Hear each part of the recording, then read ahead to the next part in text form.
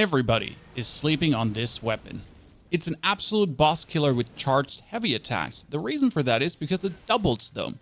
If you do one heavy attack, it makes it two. This particular weapon is the boring Messmer Soldier Spear.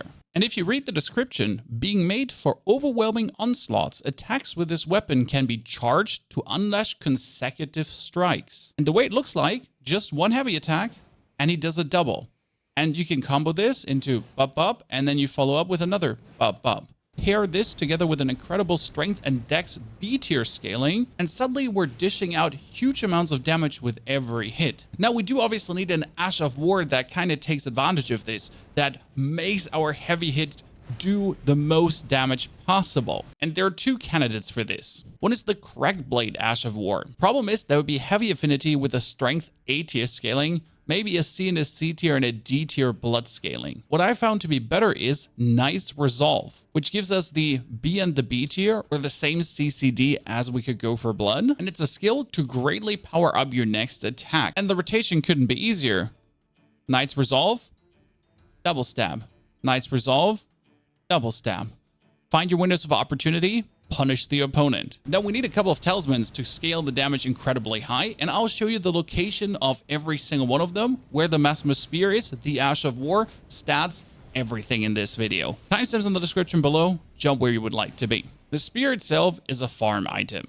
And for this you have two locations. Either you could go to the High Road Cross and ride always up to this camp of soldiers, but I think there's a better one, and that would be straight up here at the Morth Ruins. Because right next to the Morth Ruins, you got the Patrolling Knight that you can absolutely ignore. And then you got Messmer's Soldier number 1 with a spear, so we can just kill him. Then we got Messmer's Soldier with a spear number 2. Oh, and Messmer's Soldier spear number 3.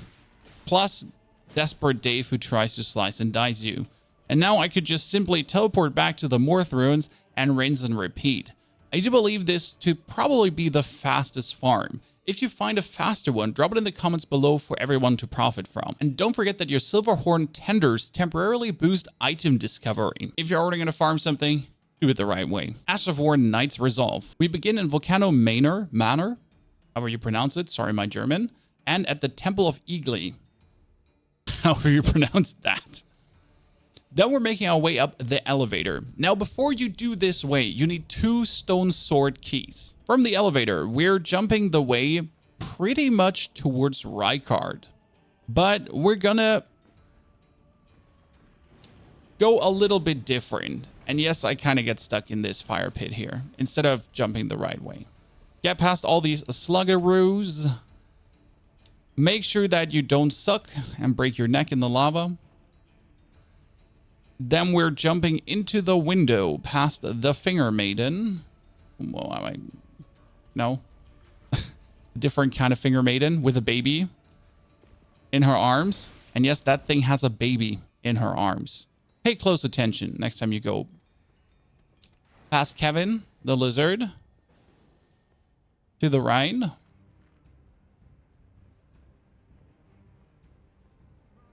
Bunch of weirdos with poison eyes. Kevin's brother Dave. Francis with a whip, who's been ending the one or the other no-hit run. Then through the door, upstairs, to the side, so not to the swollen dude. We can get our way through the door. Then you need the stone sword keys to actually open this. And now a little jumping bumping. You need to go over the caves that are waiting here for you. Caves, cages. Don't worry, you can walk all of them, kinda. Now you have these lads below you. Try to go towards that opening. Then you turn around. And the Ash of War is right here where the fire is. Knight's Resolve. Done. Now to boost our damage further, Two-Handed Sword Talisman enhances attacks with two-handed weapons. Is found at the Templetown Ruins with the Templetown Ruins Site of Grace. If you haven't been here yet, you need to reach the Ancient Ruin Base, and that is from the Morth Ruins and you're heading into this body of water cave system. As you then arrive at this site of grace, we're turning around and making our way towards the ruined town, and you have to find a hole in the wall. Now, there's another way how to get up there if you want to do this little jumping quest in front of me. I highly disencourage you because it made me almost throw away my controller. Rather ride through this tiny hole, make your way all the way through the ruins, jump over the bridge, and you don't have to engage in any kind of combat here if you don't wish to. But if you want, you could kill Mr. Sword Thingy. That being said, there is the two-handed sword talisman in that chest. Done. Next up is the axe talisman, which enhances charge attacks, and that's what we're doing. Charge heavy attacks for maximum damage. It's in Limgrave. From the Third Church of America, you're just riding to the Mistwood ruins. And in those Mistwood ruins, there is a cellar being guided by a bear. You can just jump over, make your way inside. Bear won't follow. Axe talisman, GG. Next up will be the spear talisman. It enhances the counterattacks that are unique to thrusting weapons. And this works especially well when you're charging your heavy attack and the enemy hits you once with something, and it kind of then multiplies your damage to be bigger than ever. It will also boost your jump attacks that you'll be threading in between. That one can be found in a hidden cave, the Lakeside Crystal Cave. That one can be found in a hidden cave in Lernier of the Lakes. You'll begin from the lakeshore side of Grace and ride all the way until there is the telescope. You find this cluster of rocks. Make the marker in between. There'll be some beastmen around you, and if you actually now ride to the south, you see those crystals, blue, and in the wall, there is suddenly a hole. And you can find the Lakeside Crystal Cave there. I've missed this so many times and just stumbled up on it by accident. The Crystal Cave is an interesting one. You can actually make your way all the way down there. Not interested in that though. We're following the two fires that you do see burning. And then there is a little opening in the wall. Get past all the beastmen trying to slaughter you. And then there is a chest waiting for you. And that is how quick you can actually pick up the spear talisman. The fourth one is a bit of a wiggle slot. You could go for the rotted sword insignia or respective the winged sword insignia, which is way easier to get instead of doing the Millicent quest line. The thing is, in order to get the rotted sword insignia to work, you need to do heavy attack, and then you need to instantly continue attacking pretty much. Most of the time, against very fast bosses, you won't actually get it to pop off, which means we could simply use the Dragon Crest Greatshield talisman to reduce the damage taken, or add a Claw talisman for bonus jump attacks. I recommend for a safer playstyle, the Dragon Crest Greatshield talisman. That one can be found at Melania's Tree. We're starting at the Drainage Channel side of Grace, making our way downwards onto the roots, and it's quite easy to miss, as you might just jump a little bit too far down beforehand. Going down on this tree, over on the other one, but now instead of straight up jumping onto the roof, we're going up to the next root, and then there's that hole in the roof. If you drop through this onto the rafters, there will be here a chest that will contain said talisman. Now we exterminate the younglings. Our chest piece is the Gravebird Blackquill armor, which enhances the damage of our jump attacks as we thread them into our playstyle, and we kind of want to be relatively nimble. The Gravebird armor can be found next to the Templetown ruins, where we have been already for the two-handed weapon talisman, and from the side of Grace, you're essentially just making your way towards the red buds you can see there with the red hooded monstrosities. Ignore everything and just go past. Okay, ignore them if they led you. You will find some birds. Pick up the mushroom. They're needed for heavy furnace pots. Get the second mushroom. And then in front of these birds here at the monument, at this body, you just found the armor. Done. And if you're looking for the Ash of War, Poison Flower blooms twice, there's also a scarab here with it on. Congrats. 2 further armor pieces would be the Rakshasa's Gauntlets and the Rakshasa's Greaves for the bonus 2% damage. You're getting to Rakshasa through the Ruins of Unti, and that means a main gate plaza in the Shadowkeep first. You're making your way to the right through the shortcut, or go left side around and essentially end up at the same spot.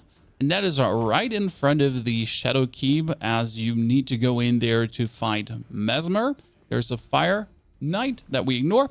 We turn to the right and we are getting past Dave, who's lying on the ground here. You can just jump down this respective ladder, make it into the waterfall, then go down this ladder into the coffin, and that will lead you to the castle watering hole, which you ride down towards the Recluse River upstream and all the way to the Recluse River downstream side of Grace. That side of Grace has you just mount your mound, and then over those graves, you're making your way towards the first waterfall. Heads up, you can actually go all the way down for 2 Shadow Tree fragments if you would like to. Otherwise, you're just following the river alongside these sludgy slimies, and then we'll be ending up at the Mausoleum. The fight is fun, really aggressive. Just trip her over, stagger her. Don't let her attack. For the helmet, we're taking Rakshasas for another 2%. If you want, you can farm the Bird Warriors all around the map for another 4 dexterity and 3 strength bonus. They're not super accessible though, which makes that farm kind of annoying. Now spells, Wondrous Physick, and the example boss fight that I always promise. Spell number 1, Golden Vow, increases attack and defense for self and allies, easy peasy, followed up by Flames Grant Me Strength, which works multiplicative together with Golden Vow, making it stronger than ever. Now, I did also try out Electrify Armament and Blood Flame Blade, but they didn't seem to be adding much, so I left that out. And for the Wondrous Physick, we're playing the Opalin Heart tier as you're actually trading some damage, so we have damage negation happening to a degree. Could technically be going for the Blood-Sucking Crack tier for even more damage, but that seemed a bit risky in this particular build. Together with a Stone Barb Crack tier, because your heavy attacks really do some nice poise damage, and if you get them down, you can go for Knight's Resolve with a super double attack. The Stone Barb Crack tier, it's in Caelid, Fort Ferrith, and then just jump down to the minor Erdtree. There's an Erdtree avatar with Putrescence powers, kill it. And that Putrid avatar drops also the Opalin Heart tier. Done. One and done. Now, how does this play versus bosses? Step number 1, buff yourself with Golden Vow. Always Golden Vow first, then Flames Grant Me Strength. Drink 1 potion to be full again. Drink your flask. 2-hand the spear. Make your way inside. Rush up to the boss, Knight's Resolve, roll their attack, heavy attack, bomb, bomb, 12,000 damage. Knight's Resolve, boom, 50,000 damage. Knight's Resolve, and light attack, done. That's as simple as it goes. Find your hits of opportunity, find your room where you can hit. And yes, against Messmer, against Radahn, against everyone. And then simply Bob Bob, follow up with another Bob Bob. Could also mix in a jump attack, which does incredible damage as well. For stats, Vigor at least 50, Mind 19, so you could summon Black Knight Commander Andreas if you want to as the best tank summon. Endurance around 25 should be enough. Strength and Dex 60 and 60 because that's your B and the B tier scaling, and then Faith up to 25. It's more important to have the Faith to 25 so we can actually use the Golden Vow and Flames Grant Me Strength, then to get Strength and Dex there to 60-60. The one stat to really wiggle around with is Vigor and Endurance if you're trying to mold it into a level 150 character. Could I convince you of the Double Spear Slapper, or would you rather have the Twin Blade Slicer followed up by the Blood Fiend's Arm Smasher? 2 very amazing bleed builds that will also allow you to beat the game. Enjoy and have a fantastic good day. Thanks for watching.